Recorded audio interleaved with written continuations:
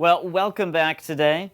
We took a look yesterday at the principle, that whole concept that there has to be propitiation before there can be grace, and there has to be grace before there can be liberty or freedom.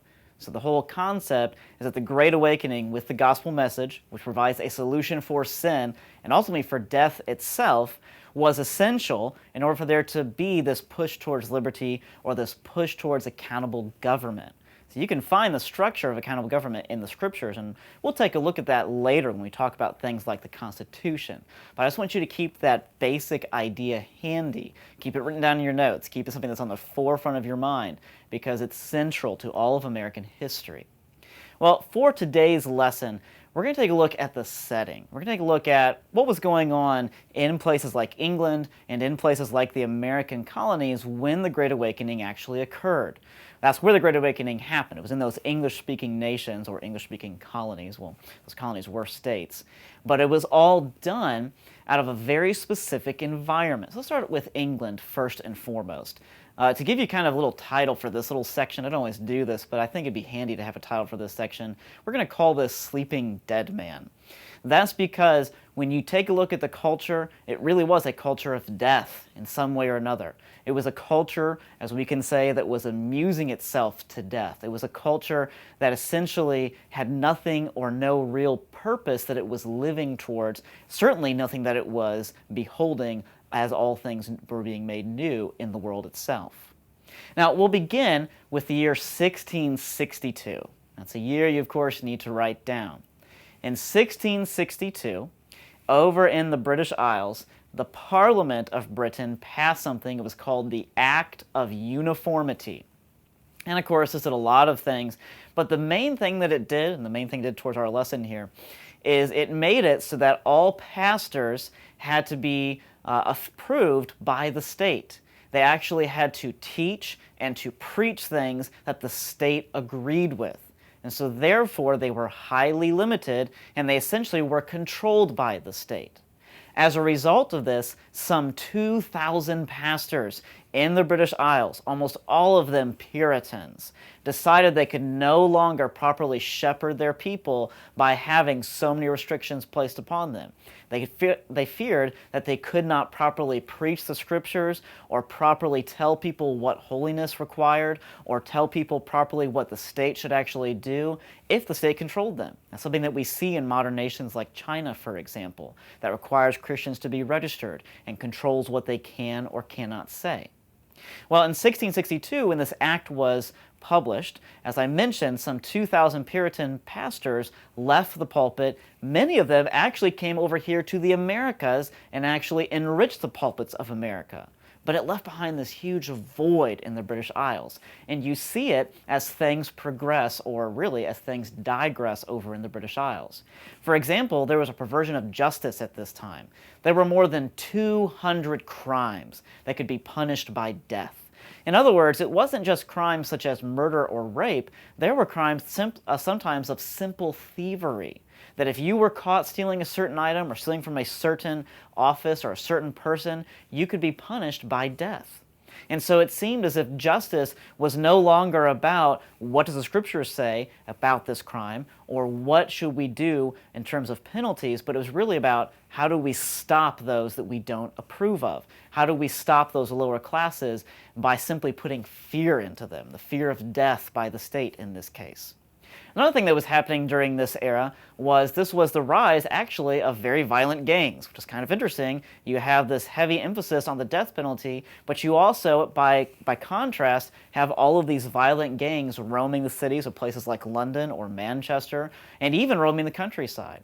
In fact, there were gangs like the Mohawk Gang, which would practice things where they would come and they would bother someone and they would squeeze their nose until it bled, or they might even scratch out their eyes. I'm not making these things up. These are actually recorded in history as common occurrences. As a result, people stopped traveling at night, and even traveling by daytime was often very hazardous, either because of the gangs or because of highwaymen, which would actually be romanticized in poetry. We also have places like the gin houses. This is another issue that was going on at the time. They say that in London, every sixth house roughly was a gin house. It was a place you would go to drink gin and other liquors as well. But it was liquor that was often not made in the most sanitary of conditions. But even more importantly, they would sometimes put signs out front where they promised to get you drunk for a penny or get you dead drunk for two. In other words, you have a revelation here of a culture that really wants to forget, of a culture that really has no moral compass, a culture that really doesn't understand the gospel at all because they don't have any form of hope. This is also the day of a man called Lord Chesterfield. Lord Chesterfield was a British noble, as his title suggests, and Lord Chesterfield wrote a series of rather beautiful letters to his son about what it's like to be a man, about advice of how to be a good man, of how to be a powerful man, and so forth. The only thing is that Lord Chesterfield was notoriously immoral. He was not a good man, and he certainly was not a believer, and some of the advice he gave to his son was essentially how to play around with women, how to actually pursue them outside of marriage in ways that are seen as very destructive, especially towards the women themselves. So you have men like him in positions of influence at this time. It's also around this time that marriage was very cheap. You could simply hire what they called a marrying parson who would marry you in the streets very cheaply, and then you could also somewhat easily get divorced. As a result, some of these marrying parsons would marry people, sometimes 6,000 marriages in a single year, and they did it because it made them lots of money at the time.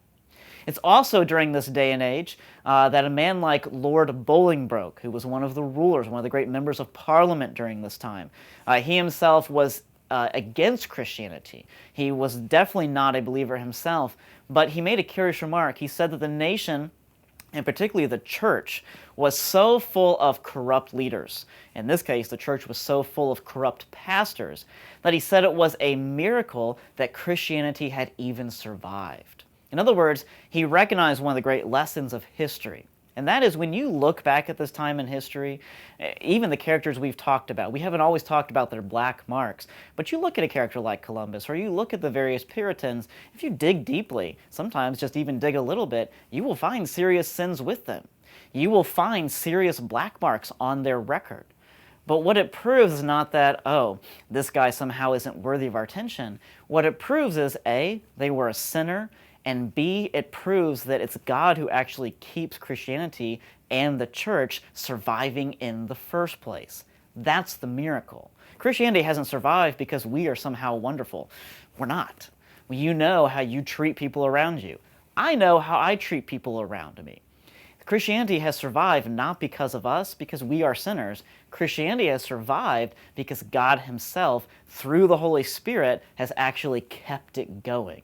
That's the real lesson of history, especially as we look at the history of the church. Now, as we've taken a look at what's going on in England, it'd be helpful to also look at America. Now, America, which was largely influenced by those Puritan settlements, those were the ones that really took off, along with Virginia to the south and Georgia under Oglethorpe and so forth. America at this point was not nearly as debased or nearly as off-kilt as, say, England was in the way that I just described it to you. If anything, America was much more legalistic. America was much more like those Pharisees that you see in the New Testament. It's interesting, Cotton Mather, who we talked about in our lecture on Puritans, he wrote about what might happen to the Puritan colonies in the future. And Cotton Mather had this kind of like this prophecy that he gave, in which he said that Mother Religion, that whole idea of the gospel message teaching you that you have a sovereign, unchanging God, but you have a changing world, and thus we're called to reform the world and make all things new. Cotton Mather believed that that mother religion which taught that idea would eventually create daughter prosperity. It would create colonies that had incredible wealth, that had incredible freedom, that had incredible longevity, the whole idea of life, liberty, and property. And he was right about that. But that wasn't really the prophecy. His real prophecy or his real fear was that someday that daughter prosperity would turn on mother religion. And in fact, by the days of the Enlightenment, you see this in the American churches. For example, Harvard had largely turned towards the ideas of the Enlightenment. The whole idea that the scriptures weren't really finally authoritative, that your own mind, that philosophy itself could also tell you the truth as equally well as the scriptures themselves. It's also during this time that the churches in places like Boston began to be noted more for their care in morals, more for their care in, well, you need to do this to be a good person, than they did about preaching the gospel itself. And so you have the wealthy Puritans, those who had gained so much wealth based upon Mother Church. Or you have the wealthy Quakers, for example, who had also gained so much influence and so much prosperity based upon the gospel itself. You have those various peoples who suddenly seem to forget the whole root of what made them great. They seem to forget all of those things, and they seem to just be caught up in the cares of this world and in making as much as they can for themselves for as long as they can. That's why in many ways, as I mentioned earlier, they really were amusing themselves to death. Now, with that idea in mind, I want you to mull over this until tomorrow. Tomorrow we'll take a look at how the Great Awakening actually began.